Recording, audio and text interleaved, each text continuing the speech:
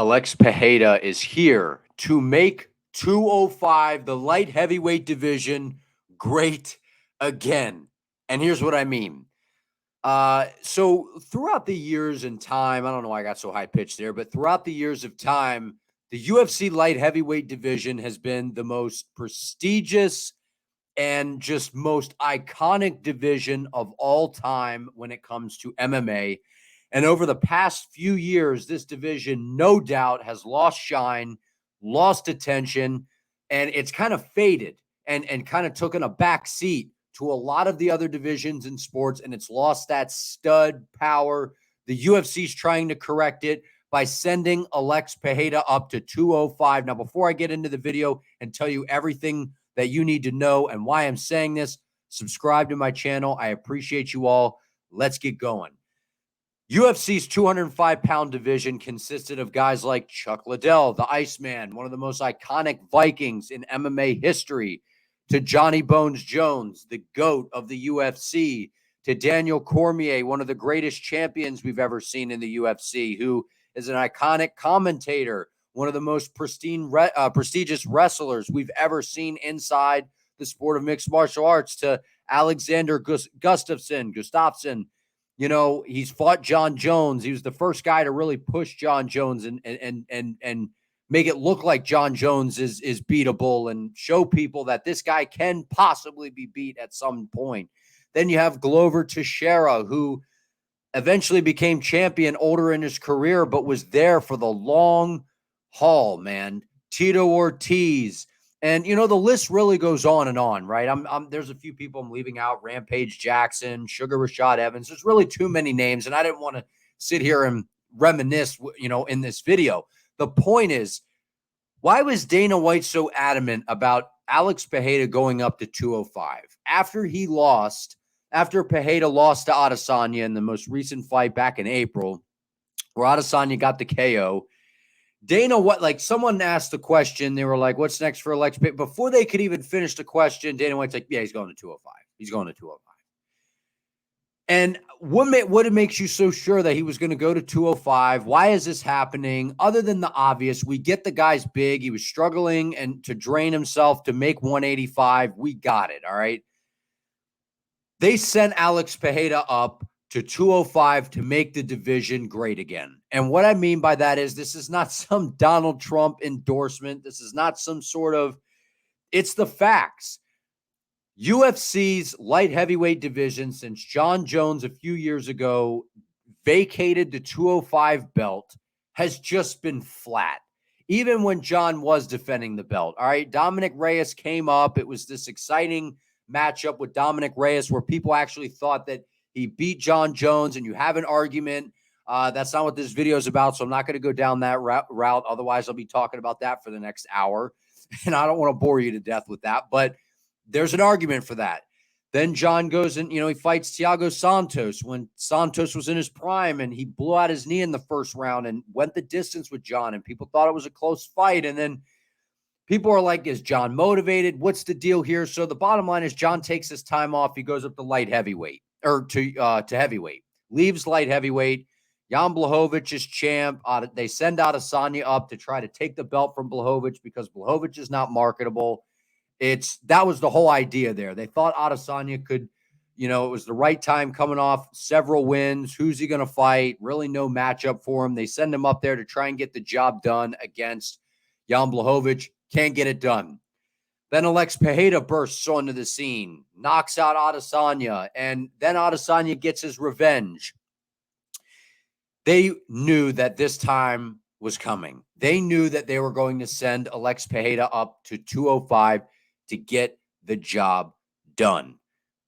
It's why he's going up to 205. It's why he's fighting Jan Blachowicz. And if you don't see that, I'm sorry. I'm here to shed light on it, man. Okay. And other than this guy right here, Yuri Prochazka, we all know Yuri Prochazka is legit. He's the real deal. He's the true light heavyweight champ at this moment, right? He had to vacate the belt due to injury, and 205's just been an absolute disaster, man. It's been nothing shy of a disaster. It was a vacant belt because Prochazka was going to be out because of the shoulder injury. Then you have, Ankalaev and Jan Blachowicz fight for it. They fight to a draw. I'm like, my God, could 205 be any more cursed at this point? And then Glover Teixeira and Jamal Hill fight, and it's Glover's last fight, and Hill wins the decision. He wins unanimously. He's the 205 champ. We're waiting to see him possibly fight Yuri Prohaska. And then Jamal Hill, I think, ruptures his Achilles or something like that. And then he has to vacate the belt. So it's like, it's been literally hot potato at 205. It's been like, ooh, I got the belt. Oh, you got the belt. It's like this I've never seen a more cursed division at this point. And they are sending Poatan up to 205 to make the division great again. Now, you might be saying, Jake, whoa. What are you saying? What do you mean? Like, you haven't told us what you mean, man. You're going on and on. The point I'm trying to make to you is 205 used to be the most exciting division in the UFC. It's when people thought of the UFC, they thought of Chuck Liddell. They thought of the Iceman. They thought of Rampage Jackson. They thought of the rivalry between Liddell and Ortiz, the rivalry of Jones and Cormier. This is what was headlining and got the UFC on the freaking map, man. This is what did it for people, was 205. That was the bread and butter of the UFC for years, and it's gotten away from that. And the UFC is sending up one of the most exciting strikers the sport has ever been blessed with in Alex Pereira. It makes sense. The guy is, it was getting rough to make 185, right?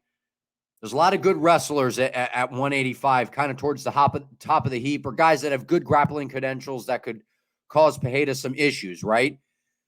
Marvin Vettori, Hamzat Chimaev, Robert Whittaker, Dricus du Plessis, Derek Brunson even.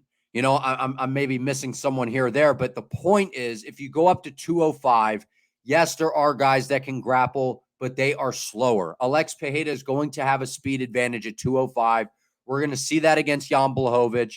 There's a speed advantage. The guy, dude, his power translates, man. He's fought at 205 in kickboxing. They want excitement at 205. When's the last time anyone's been excited at 205? I think that this is the most, I know with the Yuri Glover fight, the rematch, everyone was excited because Glover was winning the first fight and then he got submitted miraculously, late in the fight when Glover had it in the bag and people are like, we want to see the rematch. And I got all that. You cannot deny there is nothing more exciting than a lethal, high-level knockout artist at a heavier division. At any division, really. But Alex Pereira is a rare beast, man. It's very, very, very rare whenever you see someone that has the ability to put people out with one shot, has great striking fight IQ, is able to pick guys apart, is able to do it all on the feet. They send him up to make the division exciting again. There's been so many crazy things happening in this division. It's lost its steam. People are like, oh my God, every time we get a champ, they're hurt and vacating the belt. We got a vacant belt and then it ends in a draw. I'm like, oh my God, man. I'm like, can this division be any more cursed at this point? And they didn't put a vacant strap on the line for this matchup between Jan and Alex Pereira, but the winner of this is fighting for the belt. And it's probably going to be against Yuri Prohaska at this point.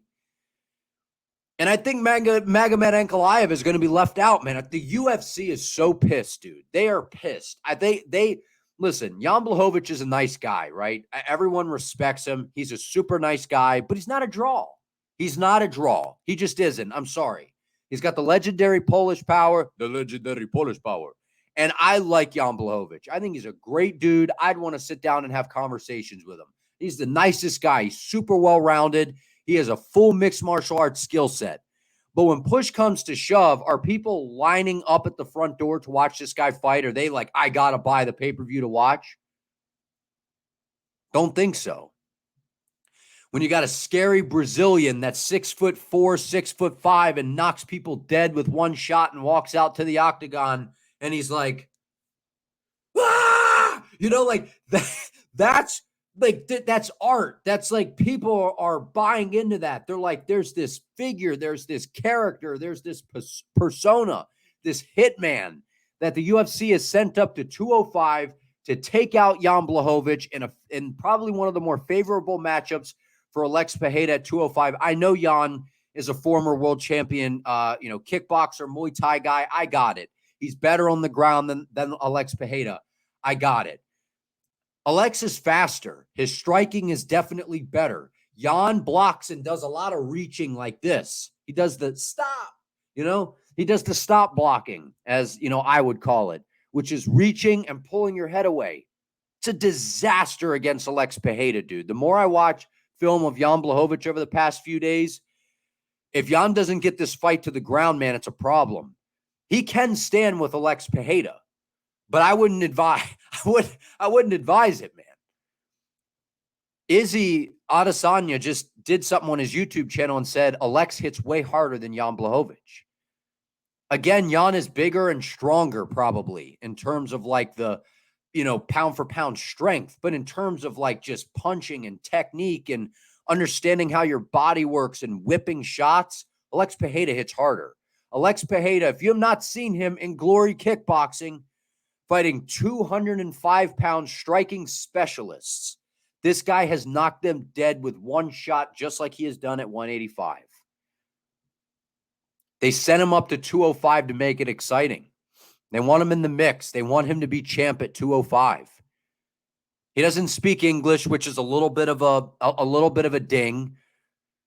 You look at guys like Khabib, Islam, learning that English, like Hamza. I mean, I know Chimaev's not, he's not a champ yet, but you see what I'm saying? Paulo Costa, they learn a little bit of English and it kind of changes things a little bit, right? So you're tapping into all those fan bases, but the figure that Alex plays isn't too big of a deal when it comes to that. He's all about being scary and intimidating and just stands there like Michael Myers on the other side of the cage, walks out to the tribal music, does the walk, draws the bow back. He gets in there and he starts fast and makes his presence known, man.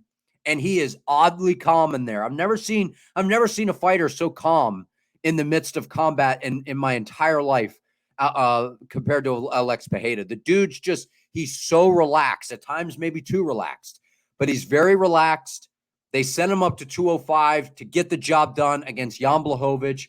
Jan's top of the heap at 205. He has been for a while. He's on the slower end. He's 40 years old. I think the UFC had, when they made this matchup, they saw, yes, Jan does hold a grappling advantage. And if he does get the fight to the floor, he does have the advantage over Pereira. Yes, he can hold his own in the striking. But I think that as long as this fight's on the feet, which Jan said in an interview with Bisping, that he wants to stand with Pereira. And then obviously if things start to go south, he goes, I'm a mixed martial artist, I'll go to the wrestling. I believe him. Because you can't just come blindly shooting in on someone, especially when they're as dangerous as Pereira, because if you chase, you're getting caught, especially against a high-level striker. And we can't forget about the flying knee that Pereira can throw. He's done it in kickboxing. He did it in his first UFC fight against Andreas Mihailidis. He's knocked people out with that shot many times. What do you all think? I think this is the plan to make 205 relevant again. I know that, cutting weight was brutal. I think this was in the plans all along. They fast-tracked Pereira. They built his name very fast by tying him to Israel Adesanya. They were hoping that he could probably take out Adesanya. Then Adesanya, they were hoping, could win the belt back so he could stay at 205 or at 185 while building up Alex Pereira's name very fast, which it did. Now they send him up to 205 with a name, and he's fighting a top 3 guy immediately. And if he wins, he's fighting for the belt next. And they want this guy to have a shot at being champ because of how exciting he is.